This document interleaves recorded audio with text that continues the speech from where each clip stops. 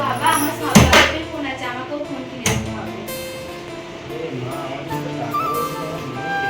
আমি জানি না, আমাকে 30,000 টাকা দিতে হবে।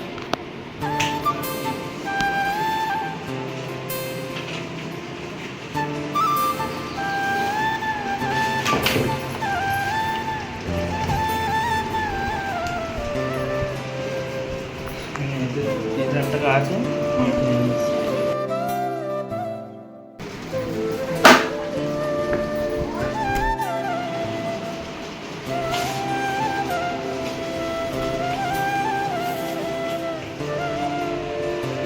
বাবা তুমি বোনকে ফোন কেনার টাকা দিয়ে আমাকেও 5,000 টাকা দাও না বাবা।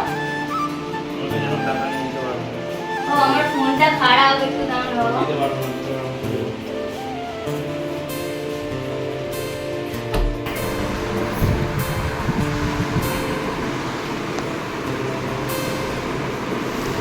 জানিস বান্ধবী, আমার তোর সাথে কিছু কথা ছিল। বলছি যে জানিস আমার বাবা আমাকে একটু ভালোবাসে না। জানিস আজকে সকালবেলা আমার বাবা আমার বোন আমার বাবাকে পয়সা চাইছে ফোন কেনার জন্য, ঠিক আছে? আমার বোন 30,000 টাকা চেয়েছে, আমার বাবা ওকে 30,000 টাকা দিয়ে দিয়েছে। কিন্তু আমি কিছুক্ষণ পরে গিয়ে বাবাকে বলছি যে বাবা আমাকে 5,000 টাকা দেবে, আমি ফোন কিনবো, ফোনটা একটু খারাপ বা ফোন কিনবো, এরকম আমি চাইছি। বাবা আমাকে দিচ্ছে না, আর আমাকে বলছে তুই ওখান থেকে চলে যা, আমার কাছে কোনো পয়সা করে দিই। তুই বল এইসব কথা কি মানা যায়? মানে তোর বাবা তোকে একটু ভালোবাসে না, তোর ছোট বোনকে একটু বেশি ভালোবাসে। এই তোরা কি বলছিস রে? আরে এই তোর বাবা ওকে ভালোই বাসে না, ও 5,000 টাকা চেয়েছে দেয়নি, আর ওর 30,000 টাকা চেয়েছে ওকে দিয়ে দিয়েছে। তুই জানিস তোর বাবা কত কি করে রেখেছে, কত গয়না করে রেখেছে ওর জন্য? কেন? অনেক গয়না করে রেখেছে তোর জন্য, চুড়ি, হার, বাউটি, কানের, অনেক জিনিস করে রেখেছে। সব উল্টো পাল্টা কথা বলছিস। বয়স হয়ে যাচ্ছে, বয়স্ক মানুষের জন্ম নেই। তোর বাবা মরে যাওয়ার পর থেকে তোর বাবা তোর নামেই তো সব কিছু করে রেখে গেছে।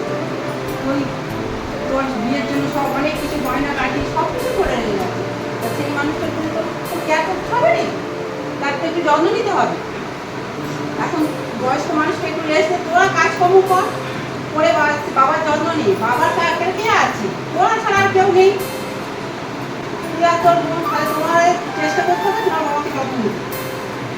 যত্ন নাও, বাবার সেবা করো, আর বাবাকে একটু রেস্ট দাও। তা বলিস না, যা এবার যা ঘরে যা, ঘরে গিয়ে তোর বাবার যত্ন নিয়ে বাবার ভালো করে খেয়াল রাখবি। বাবা আজ থেকে তোমাকে আর কোনো কাজ করতে হবে না, আমি বাড়ির সব কাজের দায়িত্ব নিই। তুমি বসো। বাবা মার খেয়াল রাখতে শিখুন। বাবা মারা তার সারা জীবনটাই সন্তানের কথা ভাবতে ভাবতে জীবনটা শেষ করে ফেলে।